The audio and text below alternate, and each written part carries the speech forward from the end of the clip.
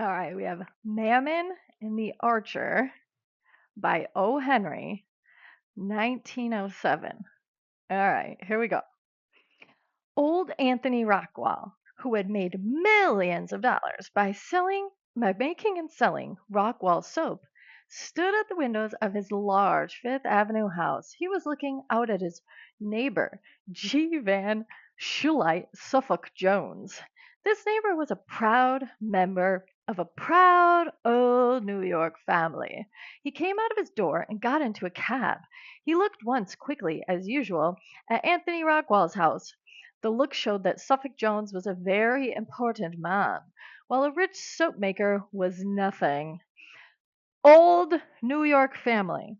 Whenever you read a story and it's talking about old money versus new money, that would mean someone who was born into wealth versus new money, someone who, I'll put old money, someone born into wealth. That's important to know. And then new money would be like, it's like a derogatory term.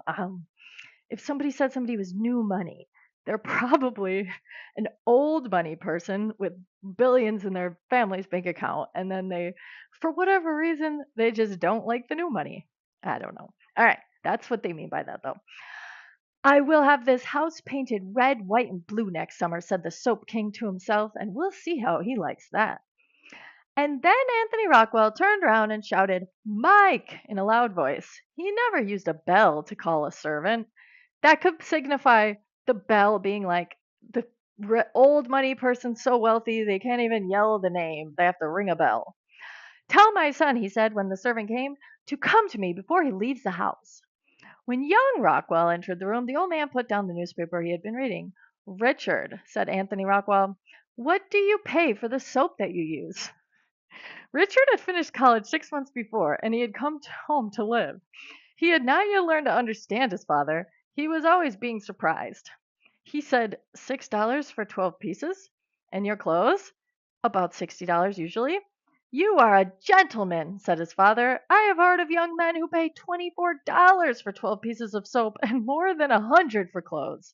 You have as much money to throw away as anyone else has, but what you do is reasonable. I myself use Rockwell soap because it is the best. When you pay more than 10 cents for a piece of soap, you are paying for a sweet, strong smell and a name. But 50 cents is as good for a young man like you. You are a gentleman. People say that if a man is not a gentleman, his son can't be a gentleman.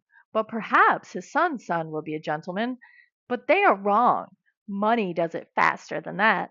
Money has made you a gentleman. It has almost made me a gentleman. I have become very much like the two gentlemen who own the houses on each side of us. My manners are now almost as bad as theirs, but they still can't sleep at night because a soap maker lives in this house. There are some things that money can't do, said the young man rather sadly. Don't say that, said old Anthony. Money is successful every time. I don't know anything you can't buy with it. Tell me something that money can't buy, and I want you to tell me something more. Something is wrong with you. I've seen it for 2 weeks. Tell me. Let me help you. In 24 hours, I could have $11 million here in my hands. Are you sick? Some people call it sickness. Oh, said Anthony. What's her name? Lovesick. Why don't you ask her to marry you? She would be glad to do it. You have money. You are good looking. You are a good boy. Your hands are clean. You have no Rockwell soap on them. Idiom. Your hands are clean. Or if somebody were to say, my hands are clean, usually it would imply that they've witnessed something horrible and then they didn't get involved. Thus, their hands being clean. Or if somebody accused someone, said your hands aren't clean, it would mean that you are accusing them of unethical behavior. So this is the protagonist, Anthony, claiming that he is not on the up and up. I haven't had a chance to ask her, said Richard. Make a chance, said Anthony. Take her for a walk in the park or walk home with her from church. You don't know the life of a rich girl, father. Every hour and minute of her time is planned. I must have her, or the world is worth nothing to me. And I can't write to say I love her. I can't do it. Do you tell me, said the old man, that with all my money you can't get an hour or two of the girl's time? I've waited too long. She's going to Europe for the day after tomorrow. She's going to be there for 2 years. I'm allowed to see her alone tomorrow evening for a few minutes. She's coming to the city on a train. I'm going to meet her with a cab. Then we'll drive fast to the theater where she must meet her mother and some other people. Do you think she would listen to me then? No. Or in the theater? No. Or after the theater? No. No, Father. This is the one trouble that your money can't help. We can't buy 1 minute of time with money. If we could, rich people would live longer. There's no hope to taking with Miss Lantry before she sails. Richard, my boy, said old Anthony, I'm glad you're not really sick. You say money won't buy time. Perhaps it won't buy all of the time, but I've seen it buy some little pieces. That evening, his sister Ellen came to Anthony to talk about the troubles that lovers have. He told me all about it, said brother Anthony. I told him he could have all the money he wanted. Then he began to say that money was no use to him. He said money couldn't help. Oh, Anthony, said Ellen, I wish you wouldn't think so much of money. Money is no help for love. Love is all powerful. If he and had only spoken to her earlier, she could never say no to our Richard, but now I fear it is too late. All your gold cannot buy happiness for your son. At 8 the next evening, Ellen took on an old gold ring and gave it to Richard. Wear it tonight, she said. Your mother gave it to me. She asked me to give it to you when you had found the girl you loved. Young Rockwell took the ring and tried to put it on his little finger. It was too small. He put it inside of his coat in a place where he thought it would be safe. Thought it would be safe. That's foreshadowing. It's telling us real quick that that ring's not safe. And then he called for his cab. At the station, he met Miss Lantry. We must not keep my mother and the others waiting, she said. To Wallack's Theater as fast as you can drive, said Richard to the cabby. They rolled along 42nd Street to Broadway, from there to 34th Street, when young Richard quickly ordered the cabby to stop. I've dropped a ring, he said, getting out. It was my mother's and I don't want to lose it. This will only take a minute. I saw where it fell.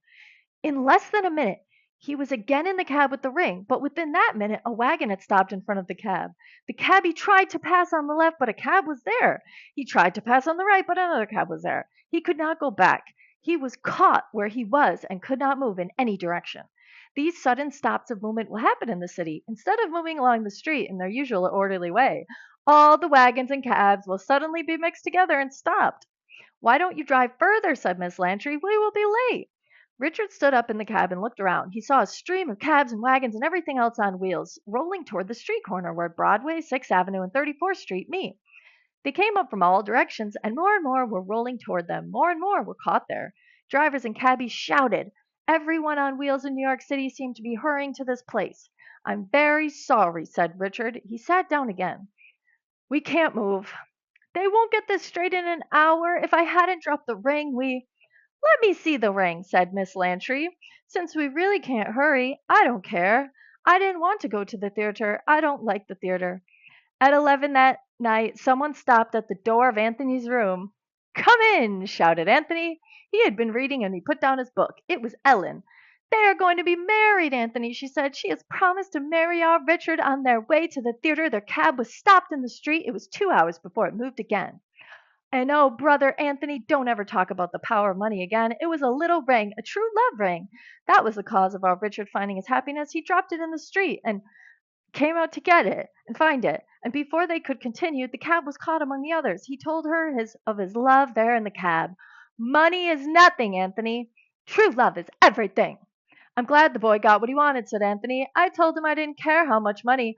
But, brother Anthony, what could your money do? Sister, said Anthony Rockwell, I'm reading a book with a good story in it. It's a wild adventure story, but I like it, and I want to find what happens next. I wish you would let me go on reading. The story should end here. I wish it would. I'm sure you wish it would too end here. But we must go on to the truth. The next day, with red hands and a blue necktie, whose name was Kelly, came to Anthony Rockwell's house to see Anthony. That was good soap we made, said Anthony. I gave you $5,000 yesterday. I paid out 300 more of my own money, said Kelly. It cost more than I expected. I got the calves, most of them, for $5, but anything with 2 horses was 10. I had to pay most to the cops. 50 I paid to 2, and the others 20 and 25. But it didn't work beautifully, Mr. Rockwell. They're all in the same time. It was 2 hours before anyone could move. $1,300. There you are, Kelly, said Anthony, giving him the money. 1,000 for you and 300 for your own money that you had to spend. You like money, do you, Kelly? I do. Anthony stopped Kelly when he was at the door. Did you see, asked he, anything in the street yesterday? A little fat boy with no clothes on, carrying arrows? Kelly looked surprised. No, I didn't. But if he was like that, with no clothes, perhaps the cops caught him. I thought Cupid wouldn't be there, Anthony said, laughing. Goodbye, Kelly. And Mammon, the name of the story, Mammon and the archer. Mammon is a biblical term referring to riches, often used debasing influence for material wealth. And the archer is Cupid. But as you can see, the moral of our story, does money buy happiness? Does the sun ever know? How often do we think stuff gets bought? And we will go over the literary elements and our comprehension questions.